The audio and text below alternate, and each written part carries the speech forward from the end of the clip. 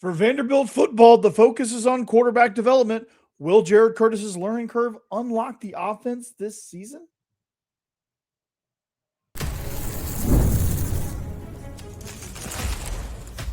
You are Locked On Vandy, your daily podcast on the Vanderbilt Commodores, part of the Locked On Podcast Network, your team every day. Welcome into the Locked On Vandy podcast, part of the Locked On Podcast Network. I'm your host, Corey Burton, and this episode is brought to you by Mazda. Like our players, we're driven by the details. Highlights make the reel, but the work behind them makes it count. Stay tuned for this week's Moving the Game Forward, the all-new Mazda CX-5. More to move every side of you. And on this episode, we're going to talk about, well, the Vandy Boys complete a sweep with yet another walk-off. They sweep the Vols. Again, we don't do orange is the motto. So we'll talk about that with yet another walk-off. We'll talk about spring practice. Tim Beck is adapting, adjusting, evolving with new schemes or new-ish schemes to new faces and just kind of tying everything together with the current roster. We'll talk about what that means. But we're going to start with Jared Curtis and his development because, like I said, the learning curve for Jared Curtis is going to be essential to Vanderbilt's success. Now, they talked to Tim Beck after the practice on Saturday, and he had a lot of great things to say about Jared Curtis. I mean, he of course, they've been paying close attention to his development, and they've been, everything has been kind of, he's been kind of the talk of camp as well.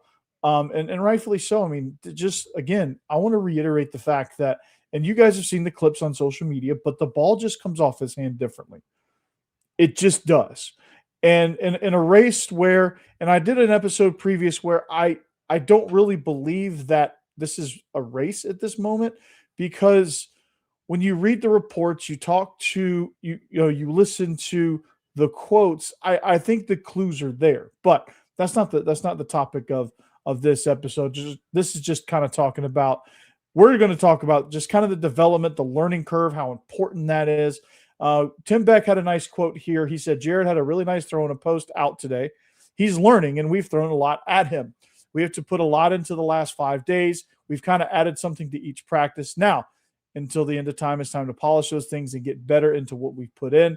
But everything he's doing is on track and on pace to be a good quarterback. So what they're doing, and what I really like about this as far as the development goes, and this is giving them a perfect opportunity to do so, they're throwing a ton at Jared Curtis right now just to see what he can handle, because if he can't handle it now, he's not going to be able to handle it when 86,000 people at Jordan-Hare Stadium are screaming at him and the opposing defenders are over there talking trash, and you just got the crowd into a frenzy.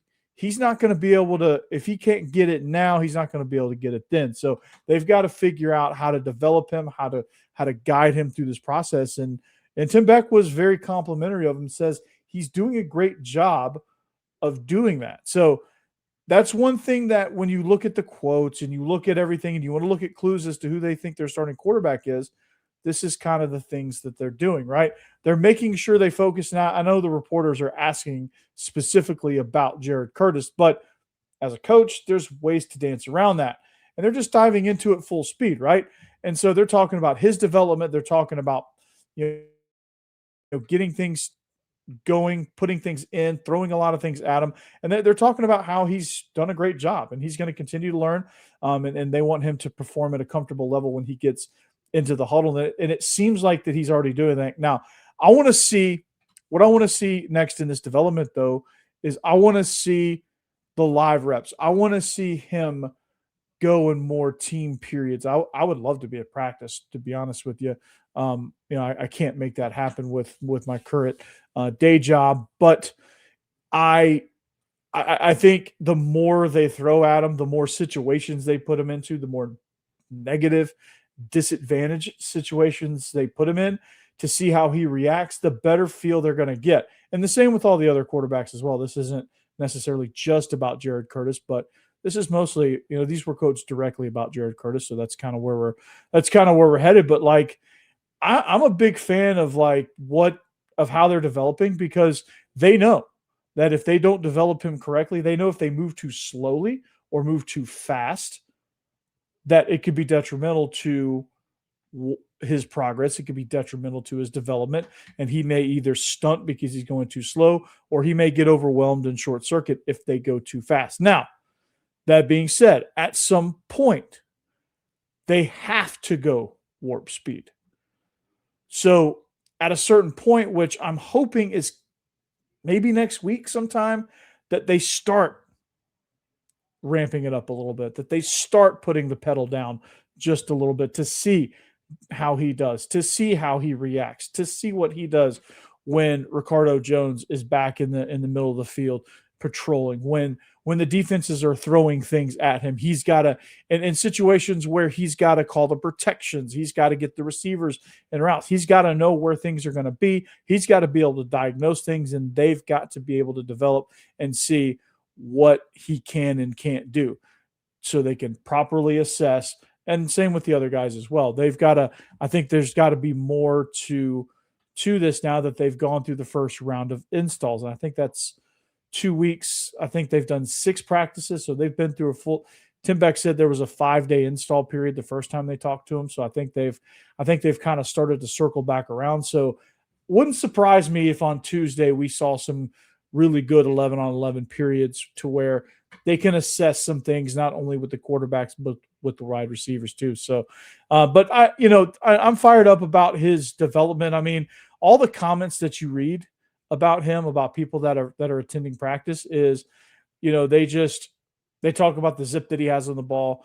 They talk about some of these throws that you're just like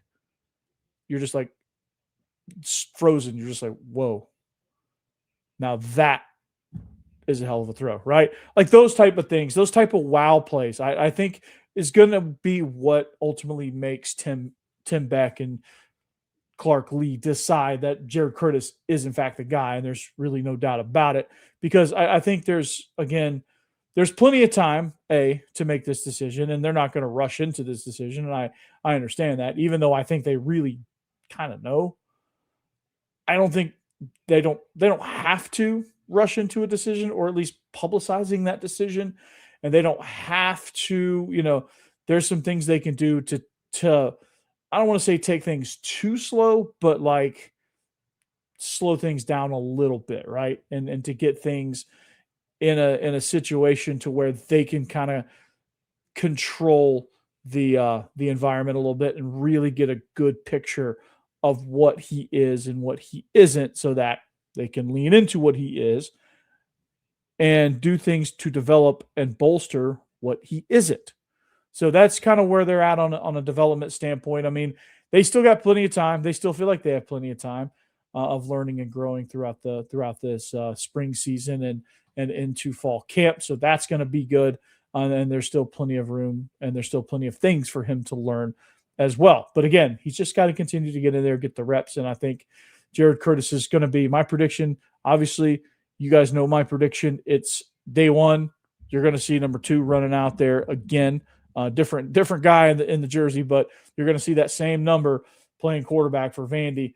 And I think that's kind of be where you're at. It's just, again, I'll assess more of this quarterback race as we go, and as we get more 11-on-11 reps, and as we get scrimmages down, and as we get closer to the black and gold game, which I'm sure is going to be action packed with things. But this is going to be interesting. That's the biggest thing, the development and how vital it is, because it can go. It's such a fickle thing. It's such a delicate thing almost, and it's going to be vital to Vanderbilt's success. And from what I gather from these quotes, and what I gather from the notes that I read online about Vanderbilt's and about their practices and things, is that this learning curve is going really well for Jared Curtis. And they feel good about where he is in his progress. They feel good about what he brings to the table. They feel good about the future of this team and of the quarterback position. So that makes me feel good. And I think things will be, you'll start to see things continue to grow and develop there. So, but one of the things that has to happen is I think you have to see, and great offensive coordinators do this. And this leads me to believe that Tim Beck is a great offensive coordinator, because you have to adapt, you have to adjust, you have to evolve based on the new faces you get on your roster and based on some of the changes and some of the things that you notice that you start to get good at. All of that, I'm gonna tell you what all of that means next. It's Locked On Vandy. All right, it's Mazda's moving the game forward. For those who know, the score never tells the whole story. Now, I want to spotlight somebody who's been in and out of the lineup for the Vandy Boys. It's Tommy Goodin. He hit the game-winning walk-off grand slam to complete the sweep of the Vols. Bottom of the ninth, they're down 16-10. They mount a comeback. They load the bases, and lo and behold, and I'm going to talk about this game more in depth, but I wanted to spotlight Tommy Goodin, because he absolutely just drove one to left center field, deep and out, to complete the sweep. And anytime you can sweep Tennessee, it's a great day. It's a great weekend, right? It's a great thing. I think they're 11-1 in all sports against the Vols in this school year, the 2025-2026 school year. Or sports seasons, or whatever you want to call it. But this was the icing on the cake, because you walked off on Friday. You walked off on Saturday in a 16-inning, I guess, thriller. And then, of course, bottom of the ninth, no shortage of drama, so to speak. Load the bases and drive another one. I can't wait to hear Andrew Allegretta's call on that home run. So that'll be a lot of fun. But I wanted to spotlight him for just a few minutes. But there's more to these players than the highlights, the early mornings, the late night runs, constantly showing up for their squad on and off the field. The all new Mazda CX-5 moves the same way, with more space to connect, a bold new design, and a more intuitive technology, so you can stay connected to the road in every position you play. The all new Mazda CX-5. More to move every side of you. All right, this one's exciting. The 5-Hour Energy. It's the 5-Hour Energy Flavor Draft with 18 different flavors to choose from, including new options like Confetti Craze, Fruity Rainbow, or Cotton Candy. There's something for everyone. The board is set. The flavors are ready. And I've got my number one pick for the 5-Hour Energy Flavor Draft. Now, as you think about your flavor, just know this. 5-Hour Energy shots give you a boost with zero sugar. Now, did you pick your flavor? Because I picked mine. And guess what I'm picking? I am picking Tropical Burst. It's got that tasty caffeine with island vibes. It's a delicious combination of pineapple and apricot flavors, juicy fruit forward, tropical profile, sweet with a little tang, smooth rounded flavor, bright and sunny taste impression, island style fruit punch vibe. And why did I pick it? Because that's where I want to be. I want to be on an island. So what is your pick? Drop it in the comments below. And just know this. You can find your favorite flavor of 5-Hour Energy at 5hourenergy.com. That's the number 5hourenergy.com, or Amazon. Like I said, find your new favorite flavor of 5-Hour Energy shots there online at 5hourenergy.com or Amazon.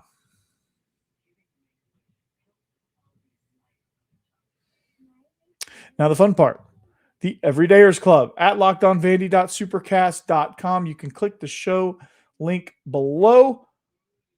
Man, you missed out on March Madness, but you still can get your first month of the Everydayer Club for free when you use code MARCH.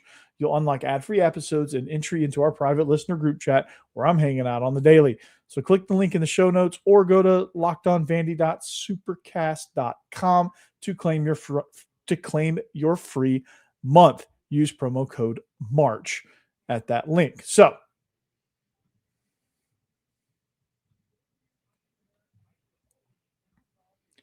thank you for making Locked On Vandy your first listen. Thank you for making Locked On number one, the number one podcast network in the world. Thank you for all of that. If you need a second listen on the network, Locked On SEC is the place to go. But man, it's the development. That's one of the things to kind of bring it full circle almost, the first segment. Development is something that every recruit that they talk to, that's the thing they say this staff is pushing. This is what they say they are adamant about. That's their number one priority, is developing you on and off the field. Now, we're seeing that happen.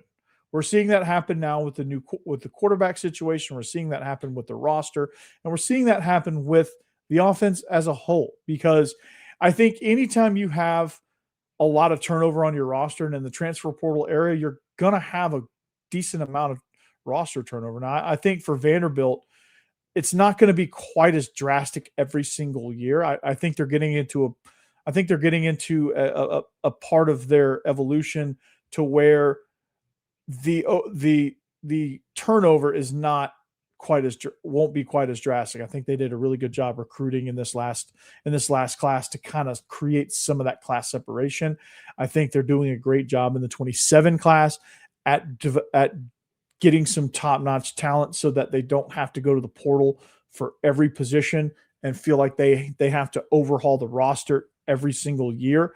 And they've had to do that for a couple of years until they could get their feet underneath them, because after 23, they got gutted by everybody, by a mass exodus leaving and people thinking Clark Lee was going to get fired and all that stuff, right? So you had to, in the portal, you had to kind of build that way because you weren't going to have a roster otherwise. So, the back end of that is this year where you're having to, well, last year as well, you had to replace slightly less, but this year you had to replace a good bit. You knew that was coming. So, but they're going to get to a point eventually to where they are leaning on that development of the younger guys to kind of fill in as new freshmen come in, and then fill some of the gaps with portal guys so that it's not some sort of overhaul and it's not something you have to reevaluate every single year, but as far as what you want to do, what you need to do, and what you have to do, all that good stuff. So,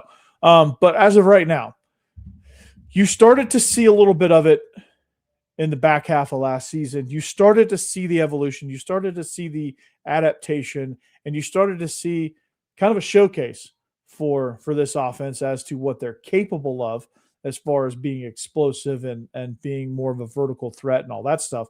You saw that with Diego Pavia. You saw his evolution and his development as a quarterback to kind of fit what they ultimately wanted to do, which is what you're probably going to see. You're going to see a further evolution of that as we go.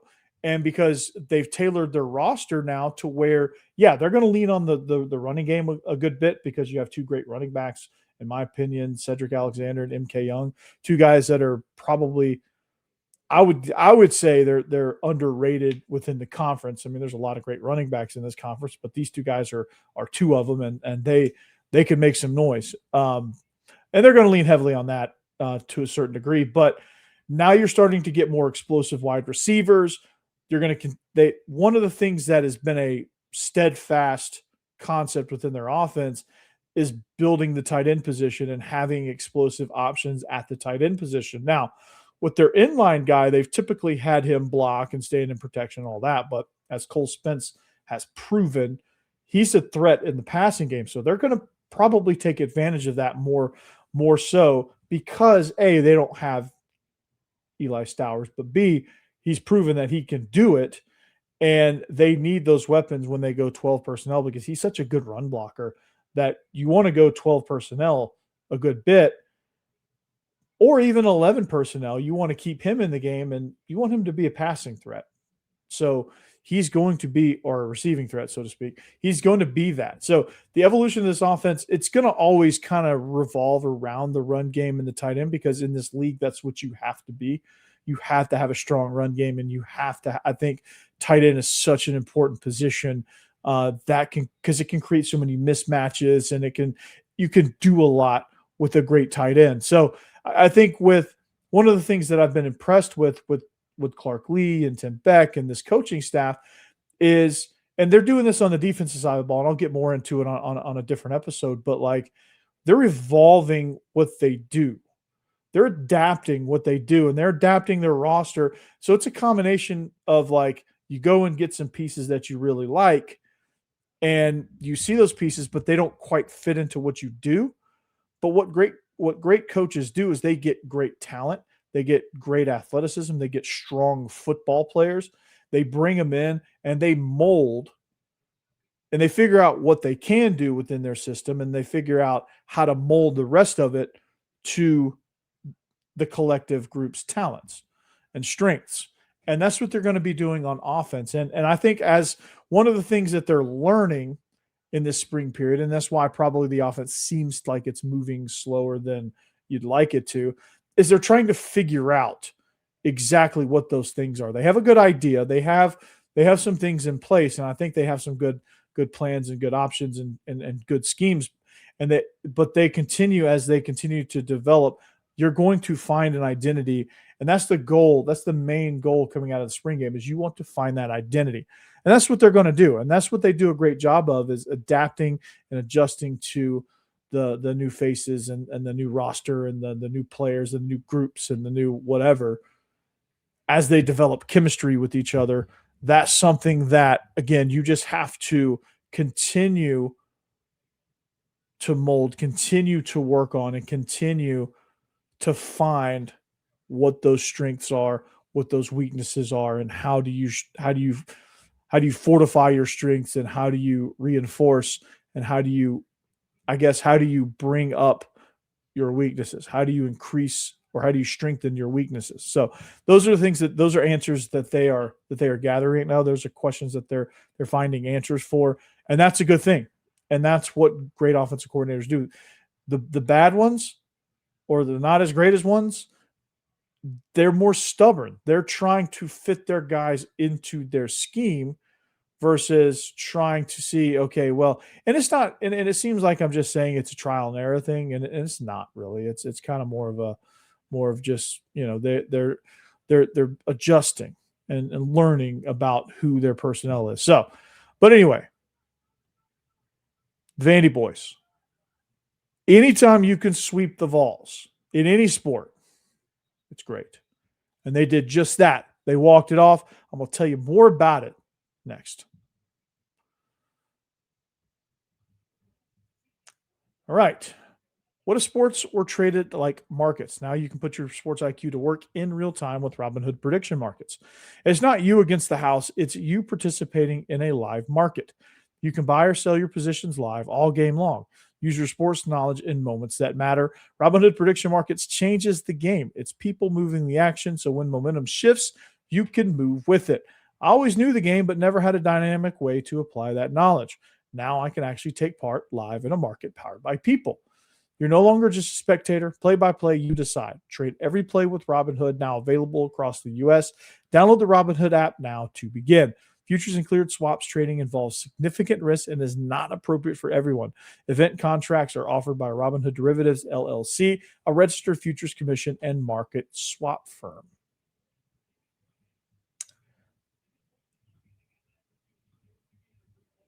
All right, would you go into a game unprepared?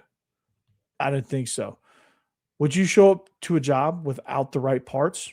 No. And that's why putting Supply House in your starting lineup is always the right call. Here's the stats. 300,000 plumbing, HVAC, and electrical products, 500 tried and true brands, and 90% of the country is in the 1 to 2 day delivery zone. You can't miss there, right? Need last minute coupling, a compressor, a press tool? They've got it, and they'll get it to you quickly. They are clutch. If you're a pro in the trades, you can join the MVP Rewards program and become a trade master. Pros get exclusive member-only pricing, priority shipping, and industry-leading customer service. And it's all absolutely free. So visit supplyhouse.com/trademaster to learn more about becoming a trade master. Use promo code SH5College for 5% off your first order. That's supplyhouse.com/trademaster. Promo code SH5College. Supply House. Real people, real service.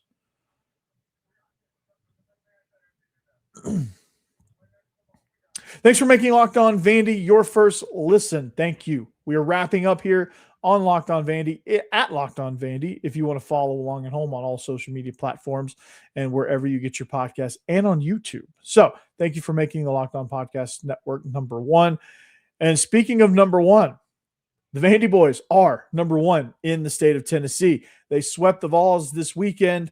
Tremendous win. They beat Tennessee Tech in the midweek game. So a great in-state week for the Vandy Boys. Now, I'm not going to go through a full recap of the game because you probably watched it or you probably saw the recap. But shout out to Tommy Goodin, his walk-off grand slam. I mean, can you imagine?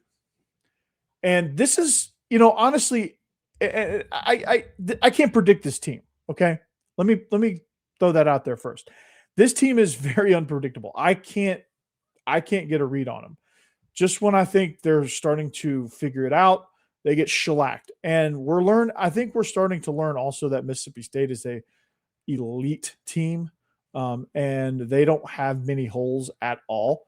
And that may have been more of a product of them beating us down because they're good. And we have a few injuries and we have kind of a depleted roster, had one at that point. And that may have been more of the case. But I'll tell you what, though, this team does not lack character. This team does not lack heart. They're gritty. They may not be very good. They may be very inconsistent at times, and the bats may be a little too reliant on power, which can lead to more of a feast or famine type outcome where if you're not hitting home runs, you're not hitting at all, which I'm afraid Vanderbilt is a little – they were trending a little bit in that direction. Pitching-wise, the bullpen pitching just in general has been a relative disaster because of all the injuries. And your struggles because you don't have a ton of available arms can get very, very tricky. And the fact that they're working through that, the bullpen had for the most part. Now, when you give up 15 runs, in college, it's that one's hard to call. But I think situationally, I mean, this bullpen was gassed, man. So I didn't have any expectations of a pitcher's duel for Sunday's game. So that's I need to make sure I mention that. But the bullpen came through huge in the extra inning game, in the 16 inning game. I mean, just shutout inning after shutout inning. Tyler Schulte, Baird were outstanding. Nate Taylor actually got the win on Saturday. Then you walk them off with a home run in the 10th inning on Friday night. So you do it all in dramatic fashion. And what's crazy about it is, you give, and this is what's so demoralizing about it from Tennessee's perspective. And this would be equally demoralizing if the script was flipped. But what's demoralizing about it for them is you had the game won. You had a 6-run lead going into the bottom of the ninth. And I was watching it on my phone because I was outside. So I was, I lost it dropped, and then all of a sudden I turned it back on and I'm seeing highlights of, it dropped, and when it finally started working, I saw the highlights of Tommy Goodin's grand slam. So I didn't see it live, but what's demoralizing about it is you had that game won, right? You had the game on Saturday was, you had runners in scoring position. You had chances from about the 6th inning on, but the pitching both staffs did a really good job. You had the game won on Friday, and you led, and Vanderbilt came back into it. So from that perspective, it's just you were so close and you had it in your hands and you lost it, right? For Vanderbilt, this could be a springboard potentially. And this is one of those things where I'm like, if they ever figure it out, and I did say it was getting ugly, and it was getting ugly at the point that I said it, because they lost the midweek that week to Indiana, got shellacked. Bats were non-existent. They got shellacked they got swept against Mississippi State and run ruled on Sunday to cap it off. Like, things were heading downhill fast, and they had to figure some things out. And to their credit, they did. And this this type of series, not necessarily winning, not necessarily sweeping, because, it's hard to win on the road for any team. And so a sweep, just a regular sweep, I don't know that it would have been as impactful as the way they swept Tennessee this weekend. And that's probably the main point. You get a sweep in that manner, bullpen and your bat simultaneously have to make huge plays in big situations to get the job done. And they did just that.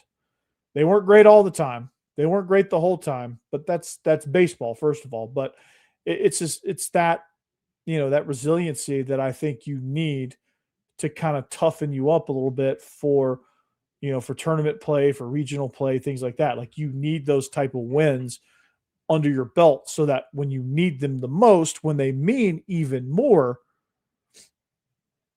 then you have them in your back pocket. This could be a launching point. We'll see. It's going to be interesting nonetheless to see kind of where we're at with that. So the up next for baseball before we get out of here is, I'm still just in shock that game ended that way. But what's next for the Vandy Boys is they got Belmont in the midweek, which is another in-state game, and they're on the road in College Station at Texas A&M. So let's see if that resiliency. It's a Thursday through Saturday series, so we'll know next time I come to you. We'll know how this series ended up. So this will be an Easter series that I think will be interesting and will tell us a good deal about where Vanderbilt is now. And that's where it gets interesting, is because we just week to week, we just don't know where this team is. And, it can be frustrating at times, but when you win games like this, that's where you're in good shape. So, but that's where I'm going to leave you guys, right? Jared Curtis developing quite nicely. The schemes are adapting. Everything is evolving for this Vanderbilt team in a lot of areas, recruiting as well. So I'm very excited about that. And this could be a launching point for the Vandy Boys. So stay tuned for that. If this Vandy baseball team stays hot, and if they do well down the stretch of the season and into postseason, you can point to this series against Tennessee as the turning point of the season, not because they swept, because of how they swept. So make sure you like, subscribe, all that good stuff. We'll continue to talk baseball. We'll talk football. We'll talk any sort of basketball transfer portal news, because that's coming up after the national championship. There'll be a transfer portal season, so we'll talk about that, plus recruiting and anything else that happens in the world of Vanderbilt athletics. It's a good time to be a Commodore in that world. But we'll see you back here next time. It's Locked On Vandy. Anchor down. Peace.